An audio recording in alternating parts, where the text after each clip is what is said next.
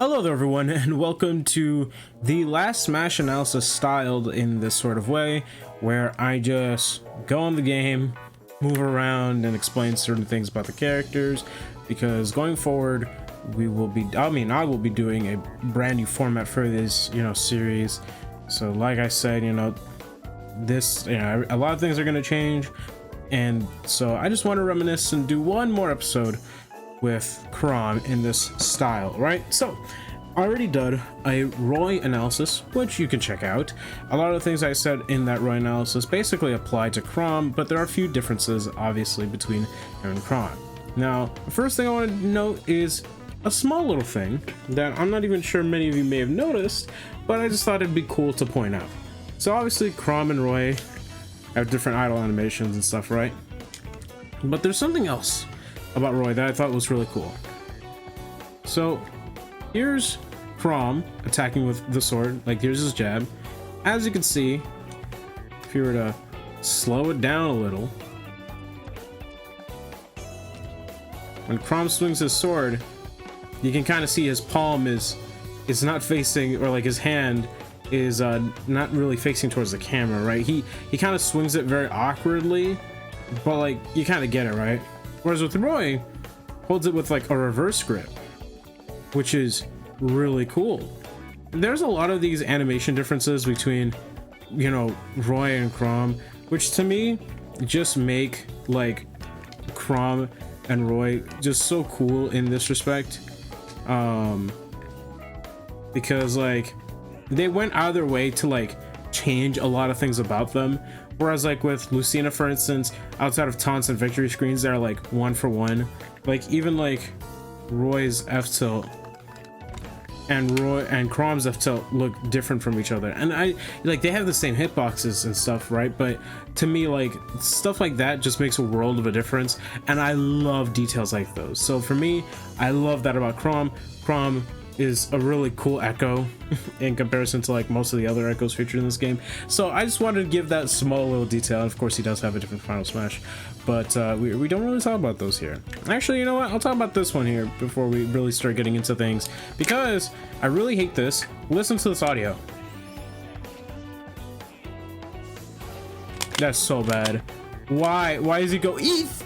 Oh my goodness. But let's get started. So this episode won't be that long. One of the main differences between Roy and Chrom is, of course, the sword. Roy's is strongest at the base, while Chrom's is strong throughout.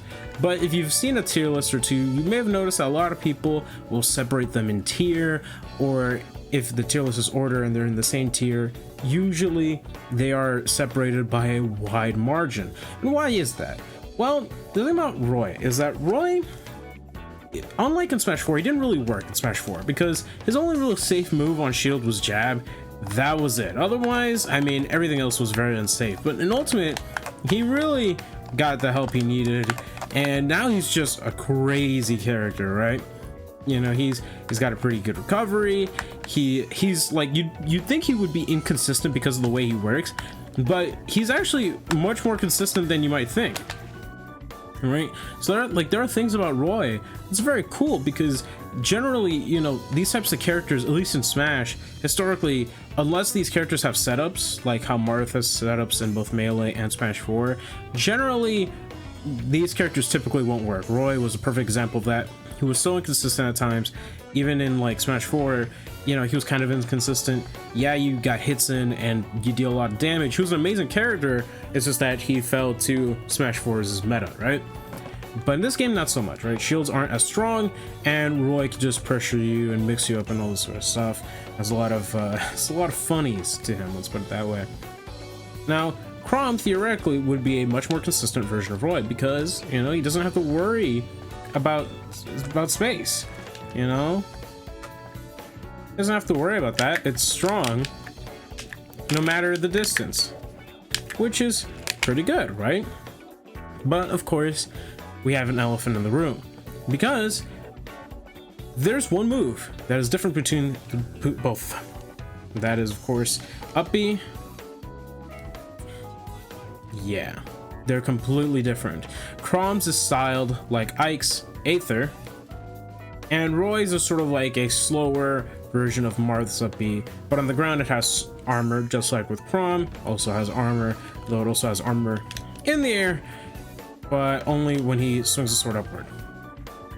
Now the thing about Chrom's up B, right? The thing about Chrom's recovery, unlike Roy's, is that with Roy, he can actually change his recovery in a sense.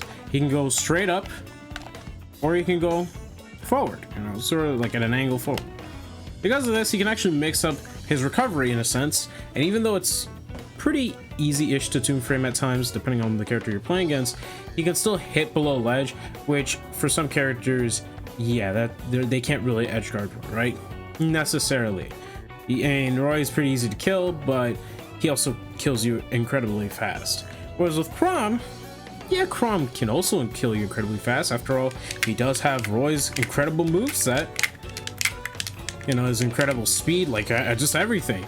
He even has the Jair, you know, which I can't do it for anything because I'm using my old GameCube controller, and doing that is way different than like a way different timing than what I was used to.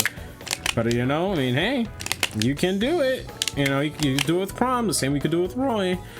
Now, the recovery aspect, there's a really big problem when it comes to Chrom's recovery. Obviously, we can all just make fun of like the whole, you know, Mario flood, or the fact that during this period right here, when he's rising, when he's doing that spinning, you can play a character like Ganon as an example and just spike him out of it, right? Like you could punish Chrom for trying to recover. Of course, there's a whole counter thing where, you know, if you're playing a character that just happens to have a counter and Chrom is trying to recover, you can just counter his recovery, which, let me see if I can do this here. It's gonna it's just one of those things where it's like, man, I wish I had a second person here to help me out with these.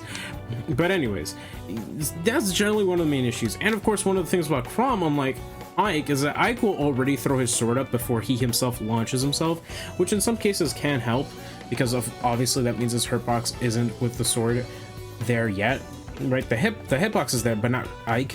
With Chrom, he only starts spinning with the sword. The sword isn't there, you know. So because of that, you have instances like that, which I'm now a liar. I know that can happen to some characters with Chrom, but if you're playing like say Joker or Sephiroth, that's obviously not gonna happen, right? And of course with Chrom you can also go for you know, SDs, which is pretty nice all things considered, because why not, right? Which if I can,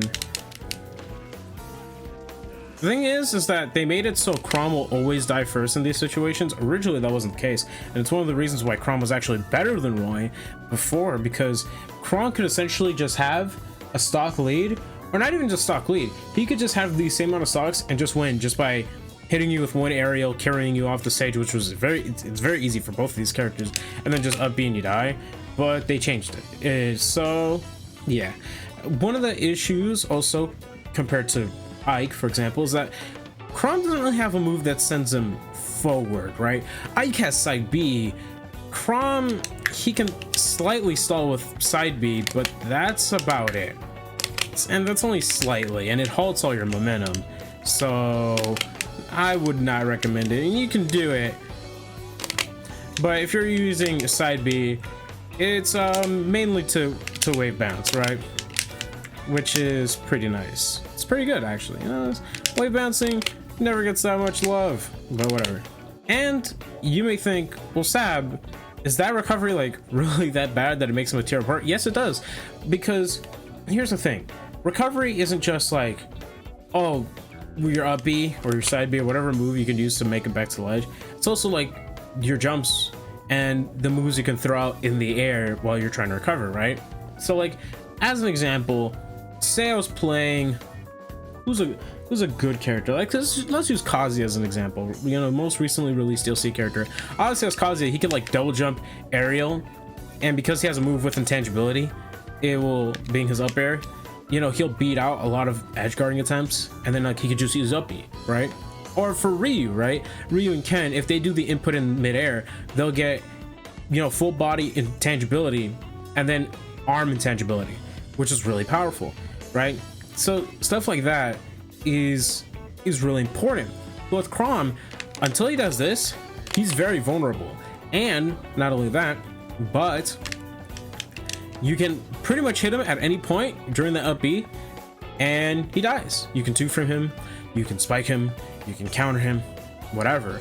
Or, while I can't show it here because again I'm only one person, you can do something that you can do with Ike and you can just footstool him off stage and there's nothing you can do about it. Like, there's nothing he can do about it. You footstool him, that's it. Chrom has to give up the stock. So that's very unfortunate for Chrom. Essentially, Chrom has to just manage to stay on the stage, which, just like with Roy, yes, Roy can blow up, opponents just as Chrom, but Roy, while he himself can also just die really quickly, Chrom dies even faster solely because of a recovery difference. It's insane what one move can do to a character. And that's essentially what happened to Chrom. And not only that, but Roy, as I mentioned earlier, you may think he'd be inconsistent, but he's not. He's very consistent, surprisingly.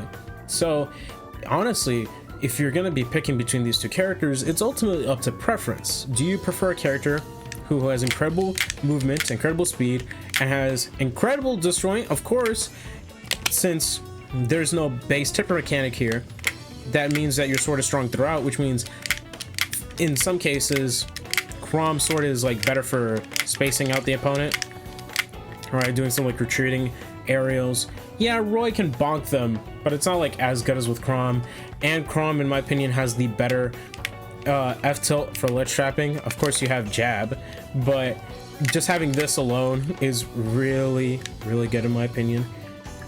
It's just very unfortunate that Chrom has this one weakness, right? Because if not for this, if he had like the same up B as Roy, he'd probably just be on par with Roy. But because of this one difference, it changed a lot for how the character works, right? And unlike Ike, right, where Ike's Aether will literally kill you like 100 to 130 for most characters, Chrom's, I said 270, but I meant to say 170. Yeah, so like 140 is like 140, 150 is like where it will like kill generally for most characters. That is not counting DI, of course. And Ike's, I think, even kills much earlier, like at 80 or 90. And both moves have armor, sure, but at the same time, it's like, but Ike though, And when you add in platforms into the mix, Ike's is just so much more deadlier than Chrom's. Like, Chrom's is a really good out of shield option, but if you bait it out, or if you get hit by it, if you bait it out, obviously you get damage, you get kills, where if you get hit by it, as long as you know what way to DI, which if I recall correctly is down and away, you generally won't die to it as early as you might think. So this move, while good, is a good out of shield option. That's pretty much it as what it serves. Otherwise, Chrom is still a very good character, right? At the end of the day, I wouldn't say that Chrom is like a worse Roy, because with the way they're designed, it kind of feels like Chrom is like his own character, quote unquote. He shares a lot of the same game plan with Roy, but he is not a downgrade, but more like a preference, right? We'll say a preference. And that's what I really like about Chrom. I explained this in a video where I talked about how I really enjoy Chrom as an Echo.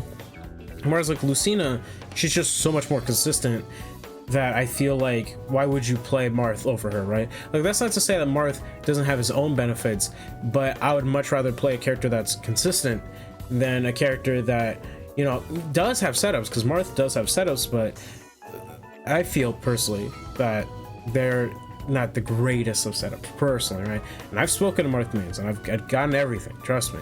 I have a friend who literally plays Marth.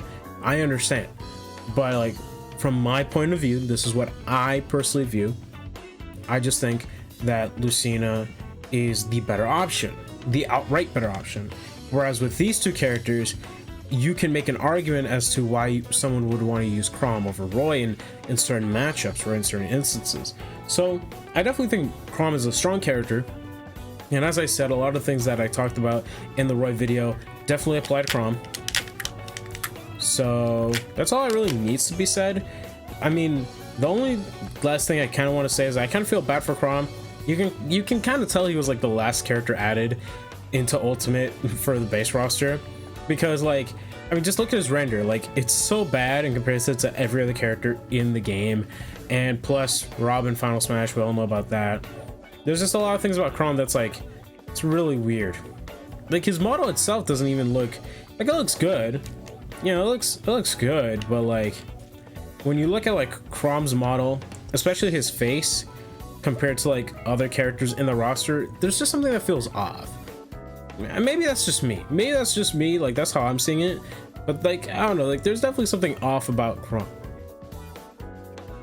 And that being said, I mean, it's still Chrom, and Chrom still looks good.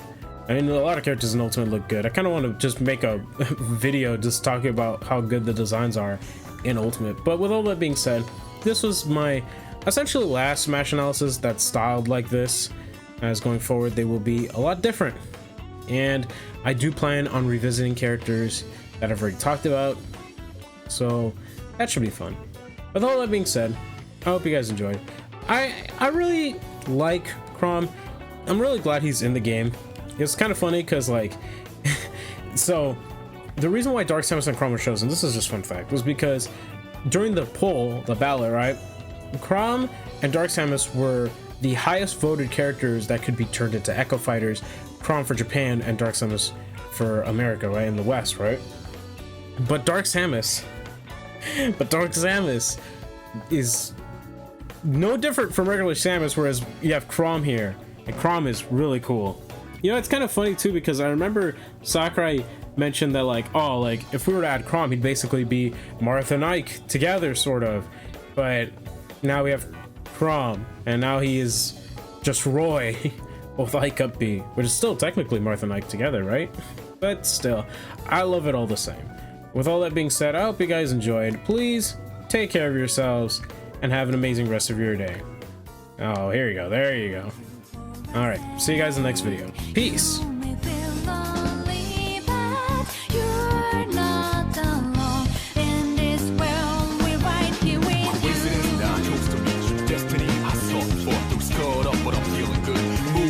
I'm coming through, partner, we can do this right. You're the fire, I'm the wind tonight. Burning dread, haha, that's right.